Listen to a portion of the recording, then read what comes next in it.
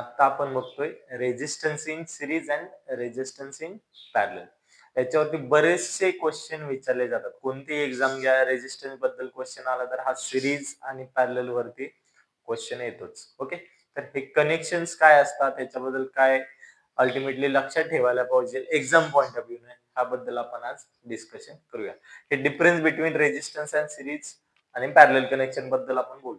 Okay, तर first of all resistance in series. पहिली तर गोष्ट, रेजिस्टन्स सगळ्याला माहिती आहे. रेजिस्टन्स म्हणजे काय?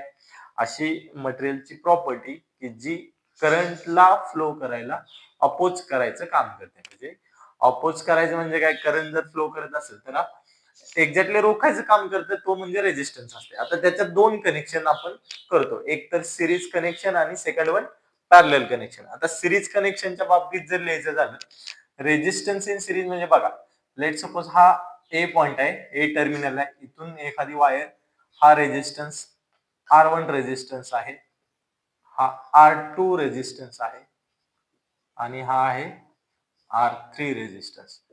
बघा, ह्या केसमध्ये हा बी पॉइंट आहे. हे दोन टर्मिनल, हे एक वायर आहे, ह्याच्या अक्रॉस मी रेजिस्टन्स कसे कनेक्ट करतोय? हा R1, R2 अँड R3. ह्याच्यामध्ये जो करंट फ्लो करतो तो करंट आहे I. डायग्राम सिंपल आहे. ए आणि बी टर्मिनलच्या अक्रॉस मी तीन रेजिस्टन्स अटॅच केलेले आहेत, 1, 2, 3. आणि डायग्राम कशी ड्रॉ केलेली बघा, हे एकच वायर आहे, त्याच्या अक्रॉस तिन्हीच्या तिन्ही मी कनेक्ट केलेले आहेत. त्या केसमध्ये ह्याला बोलायचं रेजिस्टन्स इन सिरीज. आता ह्याच्या उलट राहतं रेजिस्टन्स इन पॅरलल. म्हणजे डायग्राम कशी येते, हा टर्मिनल ए बी असेल आणि हा बी टर्मिनल असेल, ह्याच्या अक्रॉस मला आता हे पॅरलल कनेक्शन द्यायचं असेल रेजिस्टन्स, तर मी कसे देऊ शकतो? सिम्पली एक रेजिस्टन्स मी इथं कुठेतरी ह्या दोघांच्या मध्ये फिट करेल. सेकंड असाच रेजिस्टन्स ह्याच वायर मधून मी एखादं ब्रांच डेव्हलप करून त्याच्यामधून हा सेकंड रेजिस्टन्स येईल आणि समजा हा थर्ड वन मी असं काहीतरी. ओके, R1 बोला याला, R2 बोला आणि हा R3. डायग्राम मध्ये चेंजेस बघा दिसून येतात. सिरीज कनेक्शनला सिम्पली एका वायर मधून नॉर्मली एकामागे एक असं रेजिस्टन्स कनेक्ट केलेलं आहे. पॅरलल कनेक्शनला करंट ह्या केसमध्ये बघा मी चेंज करतोय. हा टोटल करंट असेल तर थोडासा करंट इकडे डिवाइड होतोय. हा I1 जाईल इकडे, I2 आणि I3 असा करंट चेंज होतो. इथं जो सप्लाय करणारा करंट I1, I2 आणि I3. समजा मी I1, I2, I3 हे करंट जर ऍड केले तर ऑटोमॅटिक मला टोटल करंट I भेटून जातो. समजते? रेजिस्टन्स आणि पॅरलल कनेक्शन मध्ये, सिरीज आणि पॅरलल कनेक्शन मध्ये हा मेजरली डायग्राम अशा टाइपचा डिफरन्स राहू शकतो. हे AB म्हणजे ह्याच्या अक्रॉस व्होल्टेज जे तुम्ही मेजर करता. ओके, टर्मिनल बोला. ओके, फर्स्ट डिफरन्स लक्षात आला डायग्राम. सेकंड वन, ह्याच्यामध्ये मेजरली काय राहतं? करंट सिरीज कनेक्शन मध्ये करंट हा सेम असतो. In case of series connection,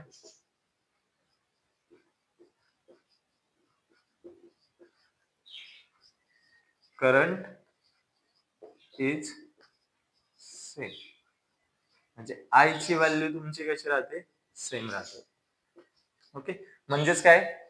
R1, R2 आणि R3 तिन्ही रेजिस्टन्सच्या अक्रॉस जो करंट फ्लो करतो तो करंट सेमच आहे.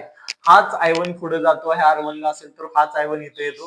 हा I जो आहे R1 साठी तिथे येतो. सेम तसा R2 साठी इथं तोच करंट असतो आणि R3 ला पण तोच करंट राहतो. या केसमध्ये करंटची व्हॅल्यू कुठेही चेंज होत नाही. आता हेच पॅरलल कनेक्शन मध्ये बघाल तर त्या केसमध्ये करंट जो राहतो इज डिफरंट. म्हणजे तुमचा I कधीही सेम नसतो ह्या केसमध्ये. ओके, पॅरलल कनेक्शन बघा, हा टोटल करंट समजा इथं 10 अँपिअर करंट आलं, इकडे काहीतरी 5 जाईल, 3 जाईल, 2 जाईल, जे काय व्हॅल्यू असतील ते. ओके, ते तुम्ही कॅल्क्युलेशन काढू शकता. ह्या केसमध्ये हा जो करंट येईल, टोटल करंट असतो ना, हा 3 पार्ट मध्ये असा इथे डिवाइड. दोन रेजिस्टन्स आले तर 2 पार्ट मध्ये डिवाइड. पण अल्टिमेटली सिरीज मध्ये लक्षात ठेवा आणि पॅरलल मध्ये करंट कधीही सिरीज मध्ये सेम राहतो, पण पॅरलल कनेक्शनला तुमचा करंट कधीही सेम राहत नाहीये. हा मेजर डिफरन्स येतो. आता थर्ड वन डिफरन्स असतो पोटेन्शियल डिफरन्स किंवा व्होल्टेज बोललं जातं. ओके, पोटेन्शियल डिफरन्स किंवा voltage. Voltage is not same. Okay, series कनेक्शनला तुमचं व्होल्टेज कधीही सेम नसतं. जसं की ह्याच्या अक्रॉस जर मी व्होल्टमीटर अटॅच केलं तर त्या केसमध्ये इथलं पोटेन्शियल डिफरन्स वेगळं येऊ शकतं, इथलं पोटेन्शियल डिफरन्स वेगळं येऊ शकतं. इथंही मी जर व्होल्टमीटर अटॅच केलं तर इथलं मलाही पोटेन्शियल डिफरन्स वेगळं भेटू शकतं. सिरीज कनेक्शन मध्ये व्होल्टेज नेवर सेम. हे कधीही तुमचं आज जर रेजिस्टन्स तुमचे सेम असतील तर त्या केसमध्ये येऊ शकतं, पण अल्टिमेटली रेजिस्टन्स वरती डिपेंड करतं ह्या केसमध्ये. ओके, लक्षात आलं. व्होल्टेज सेम नसते कोणत्या सिरीज कनेक्शनला. पॅरलल कनेक्शनला तुम्ही लक्ष द्या. पॅरलल कनेक्शनच्या केसमध्ये व्होल्टेजची व्हॅल्यू जी असते सेम राहते. ओके, व्होल्टेज जी व्हॅल्यू असते, तुम्ही हा 2 पॉइंटच्या अक्रॉस जर व्होल्टमीटर अटॅच केलं, ऑटोमॅटिक तुम्हाला व्होल्टेज भेटून जातं, टोटल व्होल्टेज. कुठेही जावा, ह्या ब्रांच साठी व्होल्टेज चेक करा, ह्या ब्रांचला व्होल्टेज चेक करा, किंवा हा थर्ड ब्रांच साठी व्होल्टेज चेक करा, किंवा पोटेन्शियल डिफरन्स चेक करा, तर त्या केसमध्ये तुमचं व्होल्टेज जे असतं पॅरलल कनेक्शनला सेम राहतं, सिरीज कनेक्शनला कधीही सेम नसतं. आणि चौथा आणि मोस्ट इम्पॉर्टंट, जे की प्रॅक्टिकल किंवा तुम्हाला जे एक्झाम्पल देतात एक्झाम मध्ये, ते सॉल्व्ह करण्यासाठी युजफुल असतो, तो म्हणजे सिरीज कनेक्शनचा फॉर्म्युला आणि पॅरलल कनेक्शनचा पण एक फॉर्म्युला राहतो.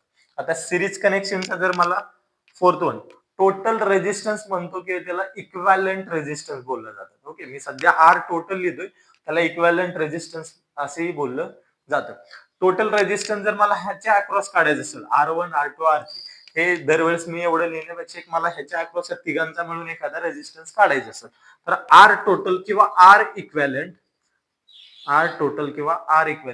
त्याच्यासाठी फॉर्म्युला काय असतो, R1 R2 R3 ह्या तिघांची ऍडिशन केली जाते. R1 रेजिस्टन्सची व्हॅल्यू, R2 आणि R3 रेजिस्टन्सची व्हॅल्यू ओम्स मध्ये दिलेली असते, त्यांची तुम्ही ऍडिशन करा, ऑटोमॅटिक तुम्हाला सिरीज कनेक्शन मधला टोटल रेजिस्टन्स किंवा इक्विव्हॅलंट रेजिस्टन्स भेटून जाईल. फॉर्म्युला सिंपल आहे. बरं, अजून एक इथं रेजिस्टन्स अटॅच केला, R3 ला परत अजून एक ऍड करा, R4. समजते? सिंपल. म्हणजे सिरीज मध्ये जेवढे रेजिस्टन्स दिले तेवढ्या सगळ्यांची नॉर्मल ऍडिशन जी सम केली की ऑटोमॅटिक तुम्हाला टोटल किंवा इक्विव्हॅलंट रेजिस्टन्स भेटून जातो.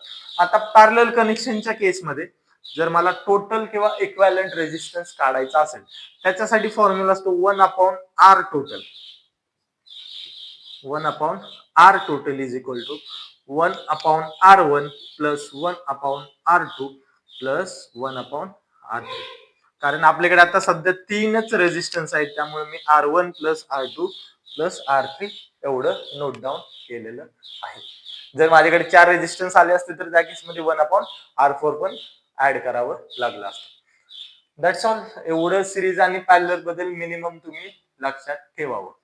जर व्हिडिओ आवडला असेल तर नक्कीच लाईक, शेअर आणि सबस्क्राईब करा.